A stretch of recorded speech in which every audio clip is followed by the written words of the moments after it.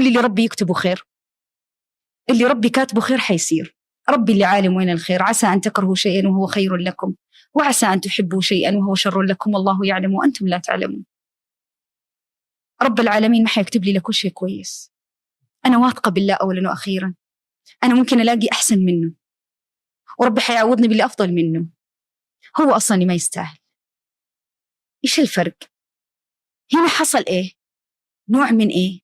إني أنا اللي أكبر، أنا اللي أعلى، أنا اللي أفضل بعد الله، وأمري كله خير. أنا أمري مع الله كله خير، أنا كله خير. أنا حلاقي اللي خلق 10 غيره و1000 غيره، أو اللي جابها يجيب 1000 غيرها. ما حتوقف الدنيا على أحد، الدنيا ما توقف على أحد، لا على واحدة ولا على واحد، ما توقف على أحد مما كان ذا الأحد، بالذات لو كان ظالم مش مظلوم، فالدنيا مش حتوقف عليه نقطة. فبالتالي تخرج المعاني السلبية اللي أنا ضيعت حياتي معاها، أنا تعبت معاها، أنا وقفت، أنا ياما وقفت، أنا ياما صبرت، وأقعد أفتكر صبري وأفكر تحدياتنا، وأفتكر الوقفات اللي سويتها الجميلة، والعمر اللي راح والناس اللي حتتكلم علي اللي قالت لي فأقعد أفكر في كل الجمل اللي تخليني أشعر بإيه؟ بإني أنا صغير، وإني أنا مش عارف أتجاوز، وإن الموضوع أكبر مني. كبريها تكبر، صغريها تصغر. هذه طريقة من طرق التفريغ، إني أنا أستحضر الموقف. برافو عليكي، برافو عليكي. دي تاني مرحلة.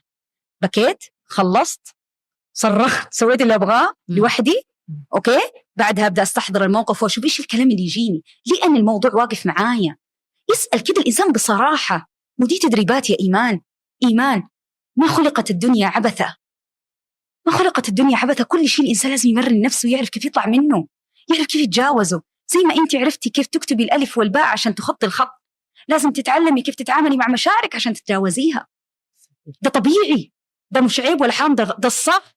الغلط إن إحنا أحيانا ما بنتعب عشان نفهم كيف نتجاوز. إحنا نبغى نتجاوز وبس. طب كيف؟ طب إيش المراحل؟ ما عندنا استعداد نعملها، أو ناخذ نجتزئ كذا في مرحلة ثاني مرحلة كذا ناخذها. برافو عليكي. طيب. برافو عليكي.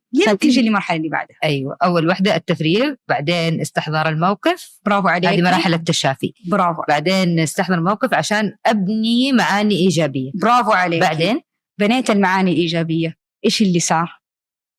قبول، نمو. نمو على طول، نمو. أبدأ أنا أشعر إنه فعلا الدنيا ما حتوقف على حد، فعلا اللي جابها يجيب غيرها، واللي جابه يجيب غيره. ربي حيعوضني بالأحسن منه. يبدأ ياخذ نضج الخبرة، أنا استفدت إيه، تعلمت إيه، يبدأ يرتبها من هنا، يبدأ يرتب حياته من جديد. نقطة مرة مهمة، الأشياء اللي تخلي الإنسان يعني يتجاوز بسرعة، تعرفي إيش سر؟ هذه من التشافي. يغير أي سلوكيات كان يسويها والشخص ده في حياته، ده في العلاقات مثلا، حتى في الوقت. بمعنى كنت متعودة لما أصحى من النوم لازم أرسل رسالة. طب أو الوقت ده كان يكون الوقت اللي كنا نتكلم فيه مع بعض، أو ده وقت كان القعدة فيه مع بعض أنا وصاحبتي، أنا وزول، أيا كانت العلاقة. حلو؟ إيش بعمل؟ أعمل بلان، أهيئ نفسي إني حاعمل شيء جديد في الوقت ده. دي من برافو عليكي، بشيء يكون جديد. أنا اللحظة دي كنت بعملها دائما، كنا متعودين ساعة المغربية بنعمل كده، دائما الصباح بنعمل كده. الساعة دي هي حامل رياضة، حدخل نادي، حامل رياضة، حسجل في دورة، حسوي كده، أشغلها بشيء بعيد تماما عنها. أحط أنشطة مختلفة. كنت متعودة أروح ده المكان ما أروحه، كنت متعودة أسمع دي مثلا مقاطع معينة وأغاني معينة بطل أسمعها. الفنان كله كده خلاص يعني مش مشكلة، مو مشكلة. أحيانا الإنسان يحتاج إلى تغيير، دي مهمة في التشافي جدا جدا، إني أغير السلوكيات اللي أنا كنت بعملها معاك عشان أعرف أنساك وأتخطاك. ما في حاجة تحن لي ترجعني لورا، أنا لازم أغير السلوكيات ببرامج جديدة، بأهداف جديدة، بأفعال جديدة، علشان أنا أعرف أطلع وأطلع نفسي. وده شيء لازم أنا أطلع نفسي وأجتهد. لا تعتقد يا إيمان إنه في حاجة حتجيني على طبق من ذهب.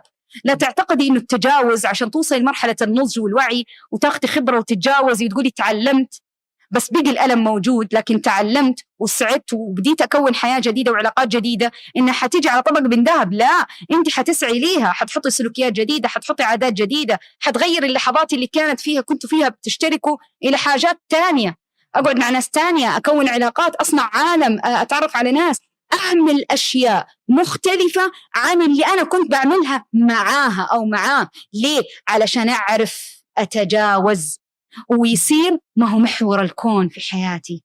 هذه الصدمة اللي صارت لي تبقى هي المحور اللي يفرمني عن كل حياتي، عن السعادة وعن الدنيا وعن الحياة. باسم إيه؟ باسم إني انصدمت وما كنت أتوقع، وانخذلت، فحزنت، فاكتئبت، فتبلت، فصرت بلا إحساس وبلا شعور، صرت إنسان مجرد جسد بلا روح. ليه يا جان؟ ليه؟ والأخير والأهم والمهم واللي لازم يكون السحر دعاء. كن مع الله يكون الله معك، كن مع الله يكون الله معك، كن مع الله فعلا. مواقف في الحياة سواء فقد، سواء خذلان، سواء خيبة أمل، سواء انكسار، سواء ألم، سواء وجع، كل شيء وصل لنا. إيش يعلمنا؟ يعلمنا إنه أنا الأمان عندي، والثقة فيني، والراحة معايا، والرزق في يدي، والسعادة بقربي. خليك معايا، أنت تسلم وما تتألم. حتى لو تألمت الألم بسيط، حتتعلم منه وتعدي. اللي ما يتألم يا إيمان مو عايش، اللي ما يتألم مو عايش. ما يقول أنا جتتي ما أو جسمي ما صار يأثر في حاجة، لا لازم يأثر فيك. ده مش لا تفرح بالكلمتين دي، لا لازم يأثر فيك. الشعور نعمة من الله، نعمة ورزق إنك تحزن وإنك تزعل وإنك تتألم، لأن المشاعر دي بتفوق يا إيمان، بتخليك تعرف تحط لكل مقام مقال. أنا لو حسيت معاك إنك أنت استغليتني، معنى أنا ممكن أعطيتك بزيادة. هل ممكن الصدمة العاطفية تساهم في تحفيز النمو الشخصي للإنسان أو تخليه أقوى؟ لو أنت دخلتي نادي وجسمك كان فيه ضعيف وعملتي تمارين، حتقوي ولا حتضعفي؟ لا، حاقوى أكيد. طب لما تقولي للمدربة أنا أبغى تمارين معينة تقوي عندي العضلة الفلانية، حتعطيك عليها كمان إيش؟ تمارين معينة. برافو عليكي. حتقوى ولا ما حتقوى؟ حتقوى. تمام. عضلة الإحساس والشعور مع المواقف تقوى ولا تضعف؟ تقوى. عضلة العقل لما أنا أبدأ أشغل عقلي دائما مع كل موقف يجيني، أقعد مع نفسي وأبدأ أتفاهم معاه وأبدأ أقول إيش اللي واقف عندي وإيش اللي يظهر لي وإيش المعاني السلبية وأحولها لمعاني إيجابية، وبعدين أبدأ أغير طريقة ونمط حياتي والسلوكيات اللي كانت تخليني أفرمل وأتذكر الذي مضى. فبالتالي أنا بعود عقلي على إيه؟ بقويه ولا بضعفه؟ بقويه، لأني بشغله، بخليه يعرف يفكر، فبالتالي يتفكر، فبالتالي يستوعب، فبالتالي ينمو. لما العقل يصير في ده كله، إيش يصير للإنسان؟ والعقل يأثر على سلوك الإنسان. إيش بتحط في أفكارك، إيش حيطلع من لسانك، وبالتالي من أفعالك. فأنا لما بدخل في عقلي وبعلم عقلي ده وبعوده كيف يتقبل الصدمات، كيف يتعامل معاها، كيف يعرف ينمو من خلال تجارب جديدة، من خلال خبرات جديدة، يبدأ يصير أكثر وعياً، أكثر إدراكاً. مش يعيش دور الضحية، إن أنا مظلوم، أنا انخذلت، أنا انكسرت، أنا انوجعت، أنا انخدعت، وكأنه ما انخدع إلا هو، ولا انجرح إلا هو، ولا انخان إلا هو، ولا تسكرت الدنيا فيه إلا هو، ولا استغل إلا هو، ولا هو. مو بس أنت، في كتير، بس كل واحد عرف كيف يطلع. في اللي فرمل، وفي اللي يدوبك صار يمشي زي السلحفاة بالبطيء والسنين تضيع وهو لسه بيمشي، وفي اللي عرف يوقف ويكمل، وفي اللي صار يجري. يعني شبهتي دحين الحياة العاطفية أو القلب مشاعر بالجسم في التمارين، أنا أحس إنها هي أضعف وأخف من إنها تسوي تمرين أو تصير قوية لهذه الدرجة. تعرفي إنه كل ما قويت إدارة الإنسان على مشاعره كل ما كان حقيقة إنسان قوي وفي نفس الوقت حنون طيب حبيب حساس مرهف، موقف ممكن يبكيه بس في نفس الوقت يعرف في موقف تاني كيف يوقف بدون ما تنزل منه حاجة، بدون ما تتحرك فيه شعره.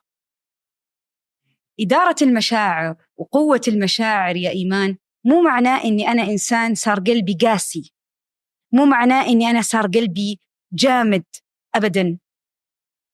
بالعكس، القلب ينضج ويعرف متى يحب ومتى يضحك ومتى يلين ومتى يعطي ومتى يوقف ومتى يتعاطف ومتى ما يتعاطف.